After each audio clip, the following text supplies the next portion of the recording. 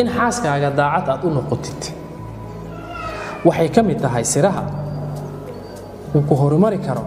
xiriirka ama cilaaqaadka ka dhaxeeya lamaanaha isqabaha in la joogteeyo oo mar walba lagu dadaalo inaan marnaba la khiyaanin xaaska oo wax laga maarmaan ah lama huraan ah haweeneyda khiyaano markay ka dareento kalsoonideeda way jabtaa kalsoonidaasna mar labaad inay soo laabato ama sideedii ay ku soo laabato waa habeen xali tagay ma dhacayso marka haddii adiga aad samaysay ballanqaad waa inaad daacad ka noqotaa xiriirkiina jacayl waa inaad daacad ka noqotaa oo aadan marnaba khiyaanin haddii ay wax kugu soo siyaadaan adiga aad is leedahay xiriirkaaga kala dhaxeeya xaaskaaga ayuu gilgilayaa u bandhig u sheeg decisionka ama go'aanka iyadaa iska leh markaasi laakiin markaad wax ka kharisid ama aad khiyaantid ama aad dhagartid ama aad dibindaabiyadaysid ama isdabamarin aad samaysid meesha ma imaanayso markaa cilaaqa xamiimaha ma imaanayso xiriir aad u sareeyana ma imaanayo kalsoonidiina way lumaysaa cadfigii iyo xanaantii loo baahnaana meesha wuu ka baxayaa iyo wixii markaas la mida haddaba waxaa lagaa rabaa daacadnimada xaaskaaga inaad ku dadaashid saygana xaaskana sidoo kale waxaa laga rabaa daacadnimada saygeeda iyadana inay ku dadaasho waayo midaasi ayaa meel lagu gaaraa guurkaasina wuxuu noqonayaa guur lagu najaxay guurkaasi wuxuu noqonayaa guur khayr qaba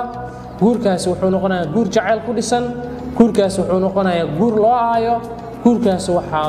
uu noqonayaa guur udgoon badan oo qurux badan oo heerkiisuna sareeyo ayuu markaasi noqonayaa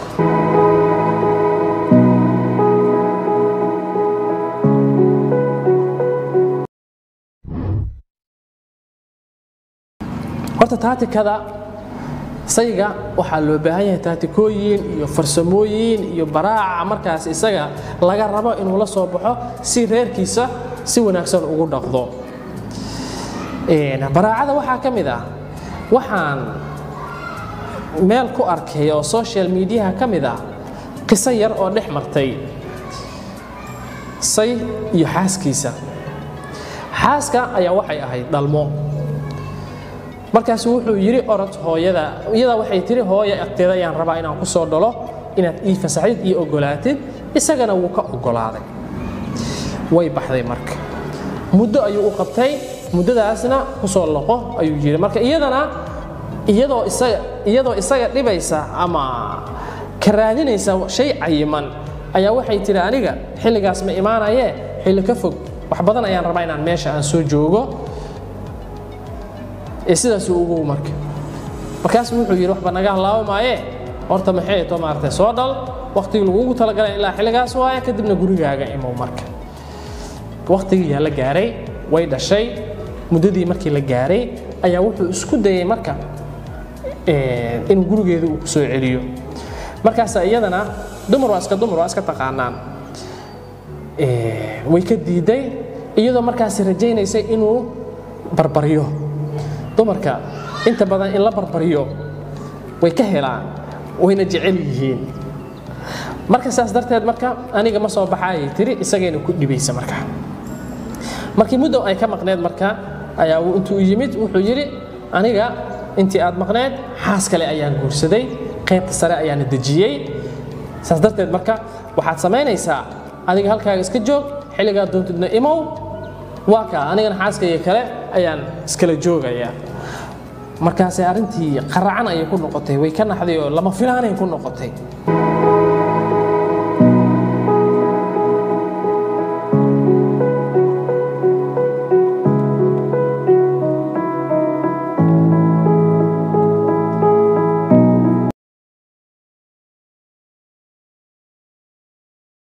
haddii marka adigoo bannaanka jira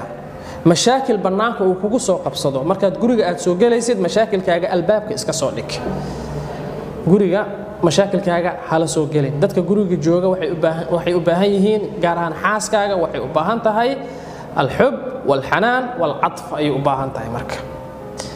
haddii markaas intaasi kaa weydo oo adiga mashaakilkii bannaanka yiilay oo gudaha aad keentid marka ama iyadiiba aad ku dabaqdid ama noloshiina aad ku dabaqdaan halkaas waxaa ka imaanaya marka isfaham waa ayaa ka imaanaya midka kale inuu dhibsado ayaa ka imaanaya halkii xiriirka kor loo qaadi lahaa lana horumarin lahaa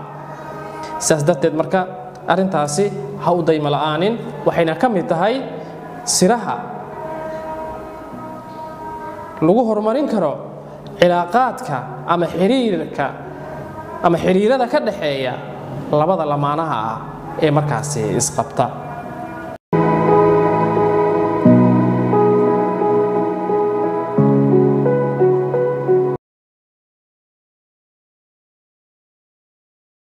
haddaba ma taqaanaa sixirka jacaylka maxaase laga wadaa anaga ma ka hadlayno sixirka dadka isku sixradaan ma ka hadlayno anaga waxaan ka hadlaynaa xiriirka ka dhaxeeya lamaanayaasha ama lamaanaha isqaba ee guriga wada jooga jacaylka sixir ayuu wataa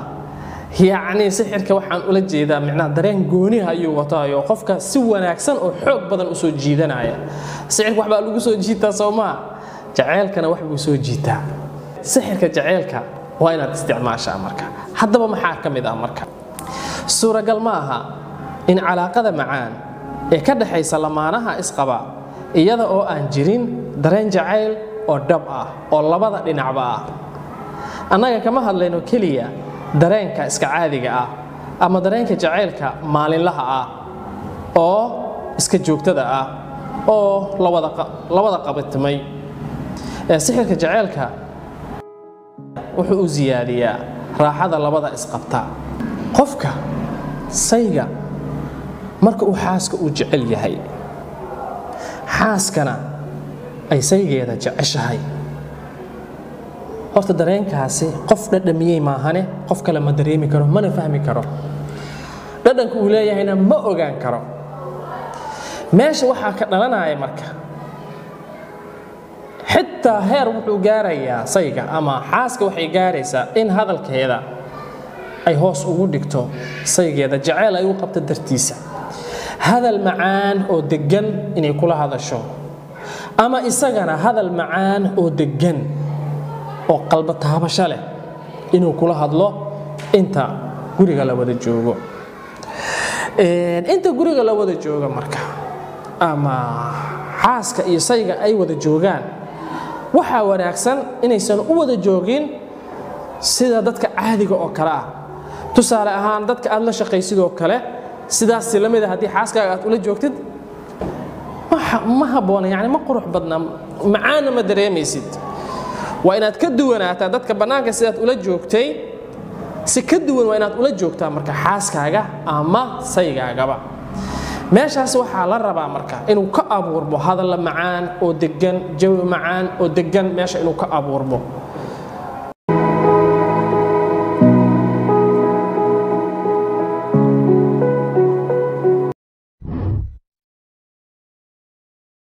sixirka jacaylka waa markii adiga xaaskaaga aad u muujinaysid mar walba inaad jeceshahay inaad u hilowdid inaad xiise badan aad u qabtid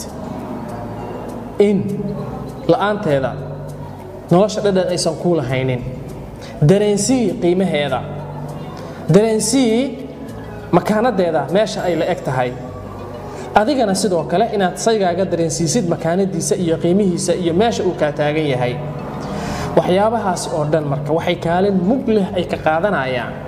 sii jiritaanka ballaaran ama sii jiritaanka abid ee xiriirkaasi jacayl ee ka dhaxeeya lamaanaha isqaba noloshana wadaagay haddaba ad adayga fara isku taagtaaga canaanta qaylada buuqa isfaham darada kalsooni la'aanta waxyaabahaasi oo dhan waxaa muhiima inay meesha ay ka baxaan marka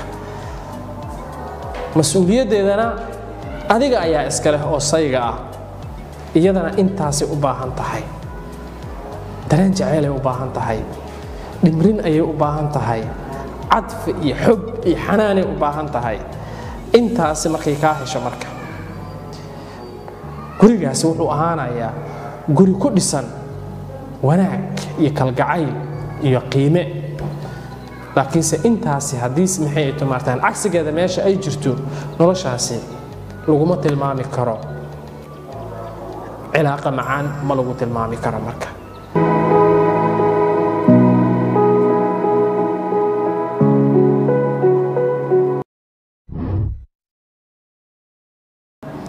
waayo qof walba waxa uu raadiyaa inuu helo nolol romantic ah nolol jacayl ka buuxa nolol degan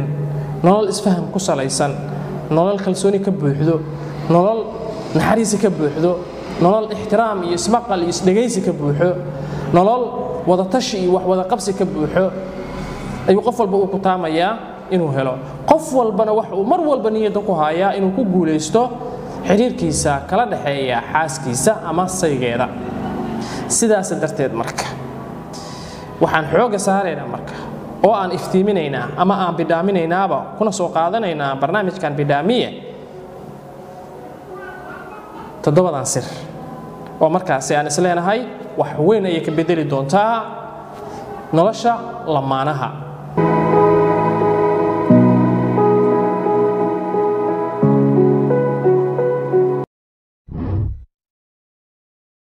isku kalsoonaanta qofka bini aadamka ah ama saygaba sayga waa inuu ku naaloodaa kalsooni inuu ku qabo nafsadiisa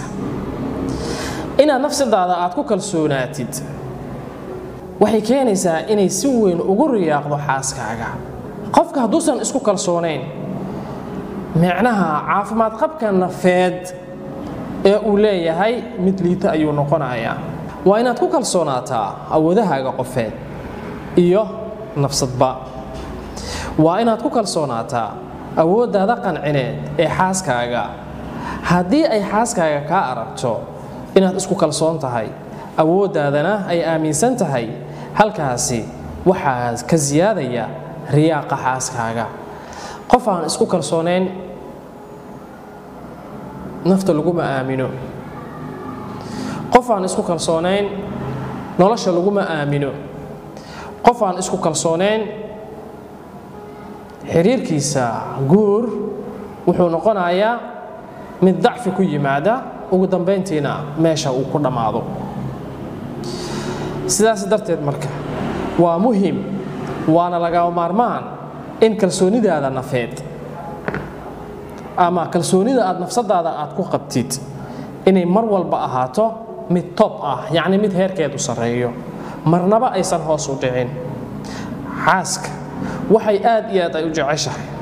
waxay aad iyo aad ugu dadaashaa waxay aad iyo aad ugu riyaaqdaa sayga nafsadiisa ku kalsoon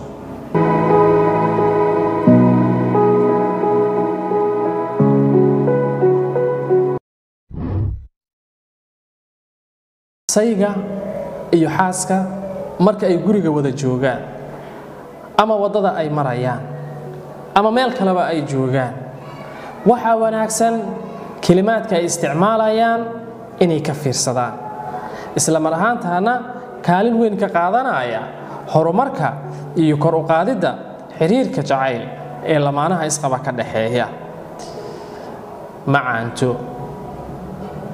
xabiibti kalimaad oo fudud oo markaasi furo u noqon kara qalbiga